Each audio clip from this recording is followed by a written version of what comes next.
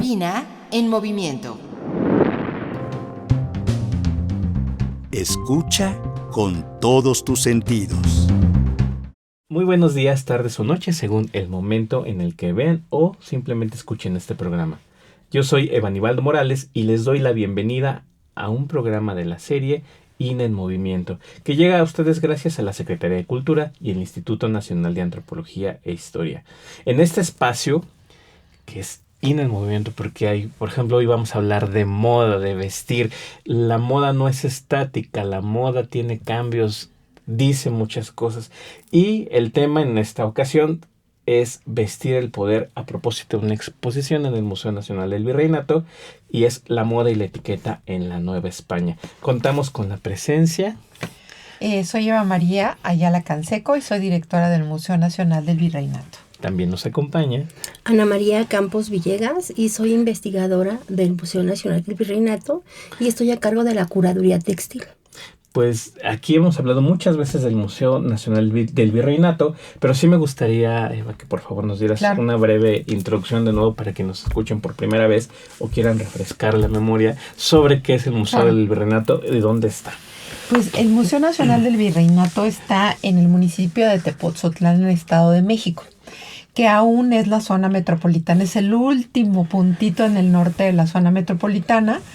Y la gente puede llegar por el suburbano y luego de ahí toma una combi, o puede llegar en su auto, o puede llegar a la central de autobuses de Tepoztlán y de ahí toma un taxi. Entonces hay muchas formas de llegar a Tepoztlán. Y el museo tiene 62 años, vamos a cumplir 62 años el 19 de septiembre. Y fue parte de todas estas políticas culturales de Adolfo López Mateos, con Pedro Ramírez Vázquez, le llamaban el Proyecto Tepoztlán, para poder instalar un museo dedicado a nuestra historia virreinal, que son casi 3 siglos, más o menos de 1517 hasta 1821, que es la consumación de la independencia, más o menos. Y tenemos más de 33,000 colecciones, mayoritariamente de arte religioso. Pero bueno, lo que nos dedicamos a contar es la historia de este periodo, que es un periodo fundacional para la historia de México, ¿no? Como que decimos, ay, lo virreinal, qué lejano está. Pues no está tan lejano, porque comemos chiles en nogada, que es del cierre, pero bueno, tiene que ver con las monjas, ¿no? Y con todo lo que se cocinó en el virreinato. Y ¿quién no ha roto una piñata? Pues todos, pues las piñatas son de origen virreinal. Y bueno, quien no ha bailado guapango, pues el guapango también tiene orígenes virreinales. Entonces, el virreinato de repente se ve muy lejano, pero lo traemos, nos lo comemos, lo utilizamos y hasta hablamos también de repente con algunas cuestiones vinculadas con el mundo virreinal. Que el hecho de que la Ciudad de México ya no sea un lago tiene que ver todo con la cuestión virreinal. Pues un poquito, porque lo acabamos de secar en el 19. Pero mira, la verdad es que somos un museo que tenemos actividades para infancias, para juventudes, tenemos programas académicos virtuales y presenciales, tenemos visitas guiadas, el patrimonio inmaterial que representa la música virreinal es muy importante y todos los sábados y domingos hay temporadas de coros, festival de música antigua, temporada de música internacional, teatro social. Tenemos noches de museos, es decir, hay una gran cantidad de actividades que las familias, las personas solas, los académicos pueden disfrutar en el Museo Nacional del Virreinato. Pues es una idea muy, muy general, pero que nos da, que es muy puntual a la hora de describir este espacio tan importante. Ya una vez en este contexto, la muestra, Vestir el Poder, ¿de qué se trata? ¿Por qué se llama Vestir el Poder? ¿De dónde vienen las piezas? ¿Qué antigüedad tienen? Sí, bien. Vestir el Poder es una pequeña muestra bimestral que tiene como objetivo presentar obras que son poco conocidas para darles la difusión adecuada. No están en exposición permanente tampoco. Entonces, ese es como que el objetivo principal de esa muestra. Vestir el Poder es presentar el indumento, la indumentaria que resguardamos, que prácticamente tenemos desde el 16 hasta el 19, pero esta muestra civil solamente es del 18 y 19, ¿no? Entonces, tenemos 2 piezas que he querido que salgan a la vista, que es un chaleco o chupa del siglo XVIII de seda entretejida con hilos de oro y plata. El bordado de canutillo de oro y plata también tiene que ver con esta cuestión del poder, ¿no? El vestido a la inglesa del siglo XVIII, de corte inglés, no es estilo francés, ¿no? Pero también se utilizó en la Nueva España. Entonces hay que darles oportunidad a todas nuestras piezas para que las personas pues vayan conociéndolas. Este es de seda entretejida, es abierto, de 3 tablones al frente, de 2 piezas, ¿no? Que es el cuerpo y con la sobrefalda y la falda, ¿no? Entonces es una pieza muy sencilla, muy cómoda para el diario, no es para esas tertulias o para esas ceremonias, pero tiene ese toque, la distinción que nos da pues el oro, la plata, la seda, ¿no? Entonces, Vestir el Poder se trata de estos personajes, y entonces tomé 2 pinturas que nos retratan perfectamente a los personajes. El primero es don Agustín de Iglesias Cotillo Solari Rivas. Él es un personaje español. Tuvo cargos administrativos públicos, o sea, sirvió a la corona, además fue teniente, capitán, general, coronel, y entonces por todo eso es que él es un personaje que tiene poder, que tiene un prestigio social, por eso él viste al corte francés, estilo 18, casaca roja con galón, chupa o chaleco azul de seda, brocados y el pantaloncillo rojo. Entonces, están vestidos al corte francés, traen el sombrero tricornio también, el bastón, que además de que como ya es una persona adulta, también el bastón muestra la autoridad, el poder, ¿no? Entonces, primero que nada, el prestigio social, dónde estás colocado socialmente y cómo estás vistiendo, ¿no? Bárbara Rosillo nos dice que las personas eran conocidas por quienes eran, tal cual persona es y cómo es su apariencia. Entonces tiene que haber una correlación en lo que vistes y en tu posición social, ¿no? La otra pintura es de don Manuel Paino y su esposa Ana Bárbara García. Ella viste al estilo francés, un vestido azul, un brocado azul con sedas, con puños y collares de seda, ¿no? También trae esta ataviada de joyería, porque eso es importante. ¿Cómo te vas el prestigio, la distinción? O sea, te vas a poner todo lo que sea caro, lo que sea de oro, lo que sea de plata, diamantes y etcétera. Ella trae, o también dentro de sus accesorios, trae la cigarrera, que era una costumbre que las mujeres en las tertulias pues fumaran ya desde esa época, ¿no? Entonces vemos ahí, y en nuestra muestra también pusimos 2 cigarreras, una de Shakira y una de plata fundida al vacío. Entonces los objetos que están en esa pequeña curaduría fueron cuidados, son lo más sofisticado que podemos ver para que correspondan a los personajes que están presentando. Don Manuel Paino no podemos dejar atrás, también es un prominente criollo que ostentó cargos públicos también para el gobierno novohispano, y entonces, bueno, pues esos cargos públicos y esa distinción social se tiene que ver reflejada pues en el retrato, que eso es la pintura, esas 2 pinturas. Entonces nos van a hacer esa correlación con las 2 prendas que tenemos acá, porque además hace rato le comentaba, el canutillo y los materiales que se utilizan solamente los pueden pagar las personas que tienen esa solvencia económica, ¿no? Entonces, los bordados también van relacionados. El canutillo, no recuerdo el autor, pero recuerdo como decía, el canutillo también va a dar esa distinción social. ¿Por qué? Porque son pequeños tubitos de oro o de plata que van engarzados con hilo de seda y van colocados, cubriendo no solo toda la tira del vestido o toda la solapa de lo que es la chupa, sino también los botones, ¿no? Todo eso está totalmente elaborado con canutillo de oro y los torsales también de oro, de plata. Entonces, esa es la distinción, ese es vestir el poder, que se conjuntan no solo en las prendas, sino también los estamos viendo en las dos pinturas, ¿no? Y los objetos que tenemos en ese espacio. Me surgió una duda. ¿Qué son los brocados para quienes? Los brocados es una tela, que lleva la trama y la urdimbre. Pueden ser de seda y van en los hilos entretejidos de oro y plata.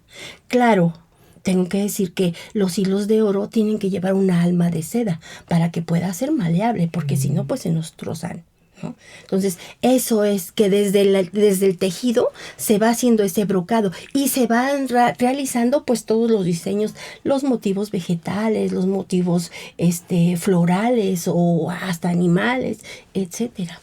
Sí, la trama es Y cuando conviertes un hilo en tela, pues los vas cruzando. Y te sale la tela brocada, ¿no? Esto es tejido. Pero el brocado te lo da el mismo tejido cuando lo vas realizando. No es manual, te lo va dando el telar. Exactamente.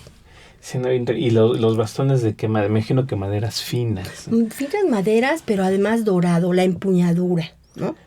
Porque además tengo que comentarte algo. Don Agustín de Iglesias Cotillo Solari Rivas, además de ser un gran personaje que sirvió a la corona en España y después en la Nueva España, él también fue caballero de la Orden de Santiago.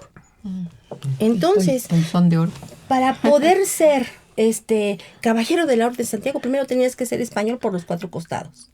Segundo, gozar de un gran prestigio económico y social, ¿no? Sobre todo. Y tiene sus insignias en su casaca, en su solapa. Ahí está la Cruz de Santiago en forma de espada con empuñadura de la flor de lis. Entonces, son unas piezas que nos llevan, que nos jalan. Justo podemos entender el lujo que se usó en ese momento, y a través de los siglos todavía lo seguimos juzgando, y entonces los podemos entender como ese prestigio, o por qué está ese señor ahí con ese prestigio. Bueno, porque este señor fue tal y tal y tal y viste de esta manera.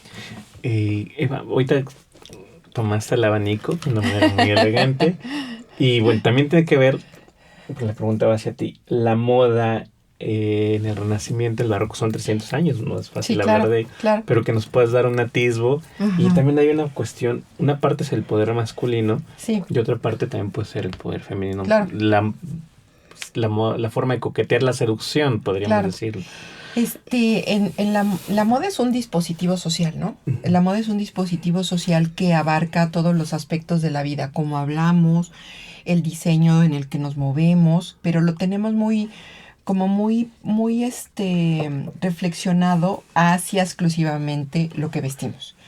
Sin embargo, atendiendo tu pregunta, sí hay la seducción tiene que ver con el poder, ¿no? El poder de conseguir cosas a través de cómo te manifiestas tú, cómo te presentas y cómo le agradas a la gente. Y en esta pequeña exposición, que tiene 2 prendas maravillosas, hay un signo de seducción de aquella época es que los hombres, al igual que las mujeres, tenían que usar corsé. Los hombres y mujeres de estatura, de buena cuna, utilizaban corsés desde muy pequeños. Primero para que te formaras derechito, ¿no? Y que no se te fuera la espalda chueca. Y después, a partir de los 15 años, les iban enlazando el corsé para acinturarles, porque hombres y mujeres tenían que tener figuras acinturadas. O sea, el canon de acinturamiento pertenece casi a la mayor parte de las culturas en el mundo. Y entonces ese era un elemento de seducción, de tener una buena cintura, ¿no? Tener un torso bello, derechito. Y hay muchos otros elementos de seducción en donde el poder de las mujeres sí se establece hacia tener una buena figura, pero sobre todo tiene que ver con tener una buena cuna, ¿no? Tener una buena cuna, tener una buena dote, porque si no tenías una dote no te podías casar, ningún hombre te aceptaba, porque esa dote la administraba el marido, pero le aseguraba a la mujer que el marido le iba a tratar bien o que la iba a tener viviendo acorde con su estatura social. Y bueno, pues también había muchas otras formas de poder que son poderes pues más subjetivos, ¿no? Cómo consigo cosas a través de relaciones con padres, hermanos, amantes, porque el poder femenino se tenía que disfrazar, ¿no? La marquesa de Selva Nevada sí pudo ejercer el poder de cierta forma, ¿no? Pero realmente la mayor parte de las mujeres lo tenían que hacer de manera subjetiva. Pero bueno, pues sí, también en el barroco hay muchas formas de seducción, que bueno, pues el abanico es una de ellas, ¿no? Entonces el abanico, por ejemplo, era un lenguaje.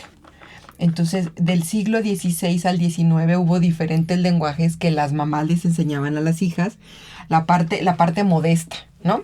Y las amigas y los novios les enseñaban la parte más divertida, ¿no? La de la seducción plena. Porque pues entonces tú estabas en una fiesta y entonces tenías muy de lejos al posible novio o al amante y entonces le tenías que decir a qué hora te ibas a ver con él. Y para eso pues entonces dejabas abiertas pues 4 varillas, que significaba que lo veías a las 4 de la tarde, ¿no? Ahora, había libros de lenguajes de los abanicos, porque el lenguaje del abanico en España y Francia era uno, en Rusia era otro, en el norte de Europa era otro. Entonces era muy fácil equivocarse, porque de repente a lo mejor si alguien te hacía así, para quienes me oyen, me estoy poniendo el abanico cerca de la boca. Entonces podría ser, cállate, ¿no? O podría ser, bésame. Entonces imagínate que llegaba el hombre, le daba el beso y pues la otra le volteaba una cachetada porque lo que le estaba diciendo es punto en boca, cállate, ¿no? Entonces también las partes del cuerpo tenían que ver con la manera de la comunicación. Pues siempre, ¿qué decimos? La diestra, ¿no? La diestra, la derecha y la siniestra, ¿no? La malvada, la izquierda. Entonces también eso tenía que decir no, si te ponías el abanico en la parte izquierda o sí, si te ponías el abanico en la parte derecha. Entonces, bueno, hay una serie de cosas interesantísimas que tienen que ver con el abanico, que yo he dado conferencias, pero pues tendría que traer mis apuntes porque hace mucho que no utilizo el abanico para esta clase de mensajes. Pero sí, el abanico es muy importante para la seducción y la comunicación en estos siglos. Pero seguramente para muchos de nuestros escuchas, como para mí, es un mundo totalmente nuevo sí, que no sabía que existía y sin embargo estuvo ahí, ¿no? Y a lo mejor todavía anda por ahí en algunos sectores. Yo creo que ya no, porque yo creo que ahora ya lo que haces un poco pues es que te comunicas, los adolescentes y las juventudes se comunican con emojis ocultos, ¿no?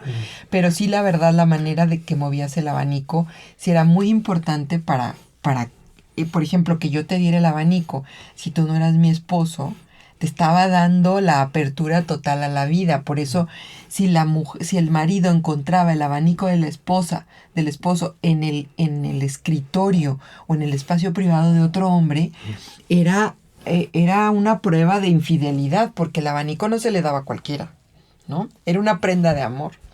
Entonces, bueno, pues la verdad es que sí era muy fácil decir cosas, pero si te equivocabas y el otro era ruso, o se sabía el lenguaje ruso, pues entonces ahí te podías meter en unos problemones tremendos. Sí, suena muy complejo. Y sí es cierto, la tecnología también antes era una sociedad muy pudorosa, por decirlo de alguna manera. Entonces tienen que ser muy discretos en todo este tipo de comunicación. Exactamente.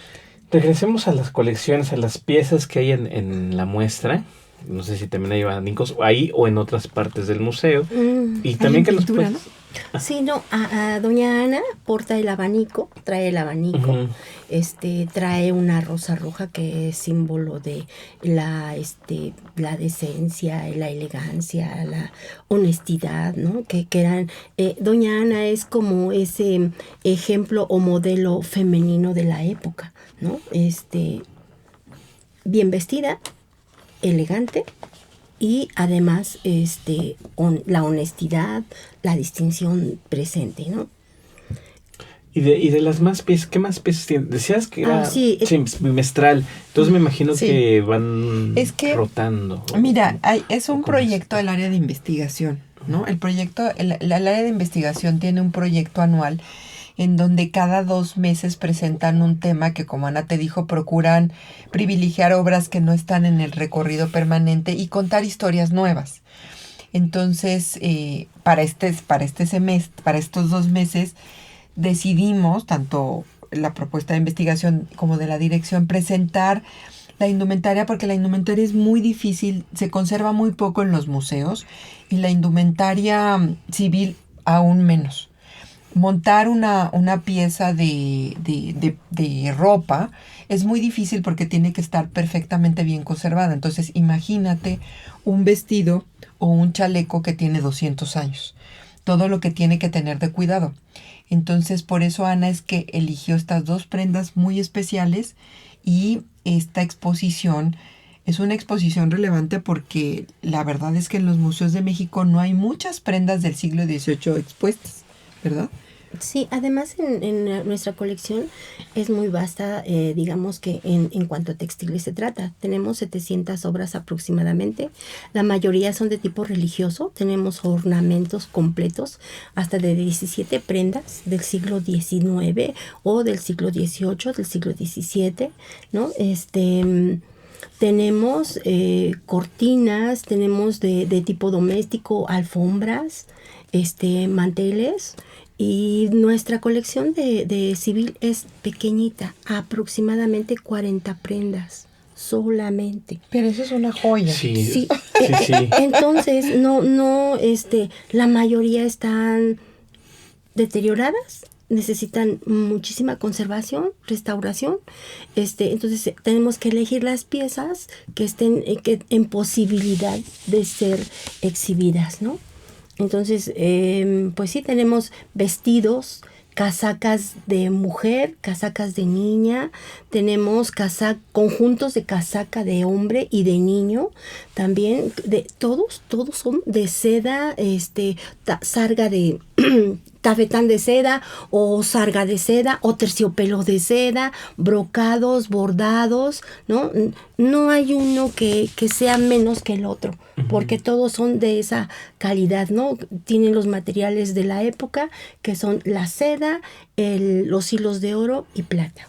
Pero, por ejemplo, estás haciendo una distinción como entre lo civil y lo que es la parte civil. Yo pienso que son como de a pie de uno, que la mayor parte del pueblo, de la población se viste.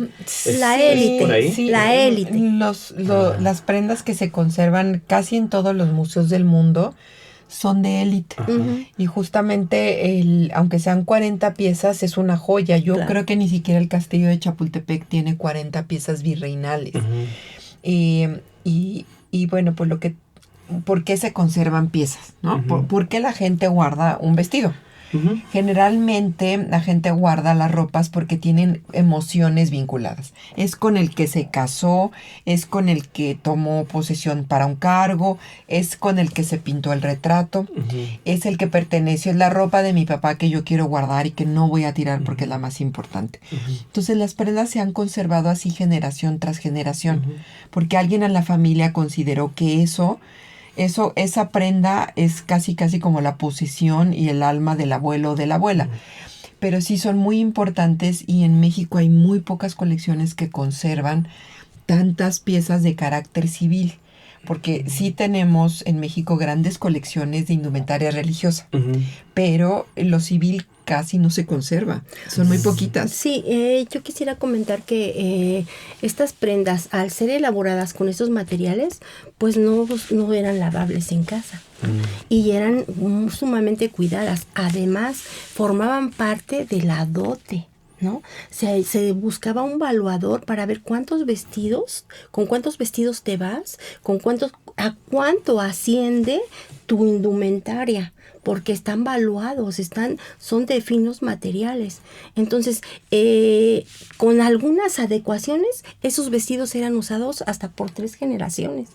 ¿No? Sí. Sí, aquí mi pregunta es porque, bueno, es muy claro que la muestra sí es sobre la élite y todo, pero me imagino que también habrá, no sé si retratos o algún testimonio, algún documento donde te digan las telas del campesino, la manta, el algodón. Sí hay. Y pues están las castas, los cuadros de castas.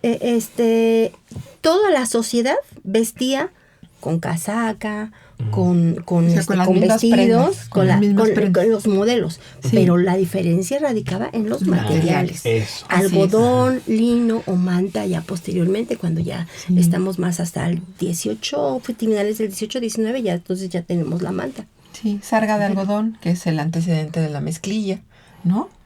Pero sí, la verdad es que no se conservan. Yo no conozco muchos museos del mundo que conserven indumentaria de clases menos privilegiadas. Generalmente lo que se conserva es la indumentaria de las clases altas, porque incluso tú, es algo que es natural. Tú tienes tu camisa que la usas Y la hasta que se rompe. desechas. Y entonces la desechas y alguien la reutiliza y la convierte. Lo que sucedía también mucho con las clases altas es que el vestido que ya no querían se lo daban a alguna prima de menos recursos o algún primo de menos recursos que tampoco se lo ponía. Lo vendía porque las casas de segundo uso han existido desde la Edad Media. Y entonces lo vendían, conseguían dinero y se compraban algo nuevo, porque también era importante presentar ropa nueva. Sí se le hacían adecuaciones y demás, o se rescataban los hilos de oro y plata, ¿no? Los hilos de oro y plata se rescataban y entonces la tela se desechaba y se reutilizaban para poder volverlos a utilizar. Era muy común que en el teatro, de repente, había gente que se dedicaba, o bueno, no era el teatro como el que conocemos, pero en las representaciones teatrales había gente que se dedicaba, llevaban sus tijeritas y al de adelante le quitaban los hilos de oro y plata y los reutilizaban, por ejemplo. Entonces hay como mucha investigación de cómo se reutilizan y se reciclan los materiales en las prendas. ¿Tienen algún vestido de novia? No. Yo pienso que algunos de esos vestidos deben haber sido vestidos de novia porque es algo que guardas. Por ejemplo, en el Victorian Albert, en muchos lugares sí tienen detectado muchos vestidos que fueron vestidos de novia y que nosotros vinculamos los vestidos de novia con el traje blanco, que esa es una tradición del 19 con la boda de la reina Victoria y que las mujeres solo pudieron hacer lo posible hasta que se inventa el rayón, porque pues la verdad preferías tener un vestido que te durara muchos años, como dice Ana, y no uno blanco que si se te manchaba ya no lo podías desmanchar, porque como Ana dijo, no se podían lavar, ¿no?